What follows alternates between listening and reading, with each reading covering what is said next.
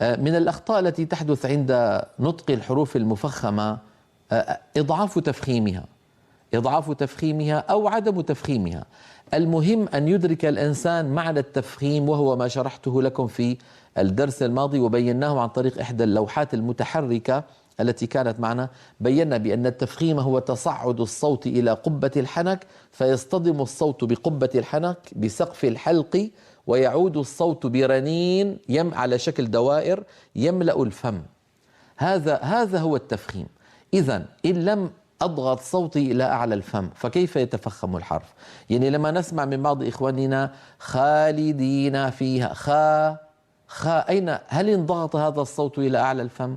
لو انضغط لأحدث تفخيما. هكذا خالدين، والعرب تقول خا ولا تقول العرب خا.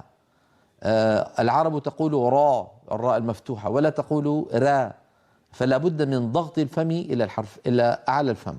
إذن الخطأ الأول الذي ممكن أن يحدث عند نطق الحروف المفخمة عدم ضغطها إلى أعلى الفم، فيأتي التفخيم هزيلا ضعيفا. هذا أمر.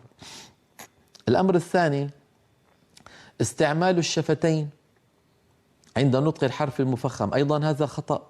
أن يقول الواحد خالدين فيها وما من غائبة في السماء ولا فيزم ويضم شفتيه إلى الأمام مدعيا أنه يفخم الحرف. يا أخي، أنت بهذا العمل تخلط صوت الفتحة أو صوت الألف التي بعد حرف الاستعلاء بالواو، تخلط صوت الفتحة بالضمة أو صوت الألف بالواو، وهذا إشمام.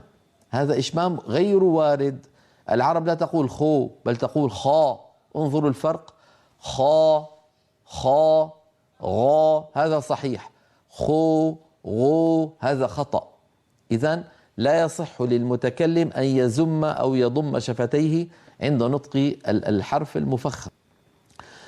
من جملة الخطأ الذي ممكن أن يحدث عند نطق حروف التفخيم أيضا المبالغة في تفخيم الحرف المكسور، ولعلي بينت هذا في الحلقة الماضية. أسمع هذا كثيرا، وخاصة ممن يتعلمون القراءة في بلاد الشام. طبعا أنا من الشام، فأسمع من بعض إخواننا أحيانا مبالغات غير مقبولة في نطق الحرف المكسور. وإذا قيل إيش هذه قي؟ هذه قاف أكبر من حجمها، هذه قاف مكسورة، يجب أن تكون قي قا. هذا أفخم شيء، قو قي وليس قي.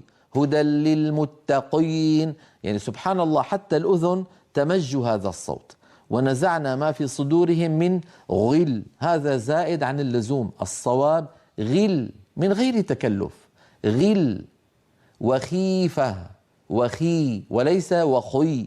فدعكم من المبالغات، المبالغة سبحان الله ممجوجة في كل الأشياء.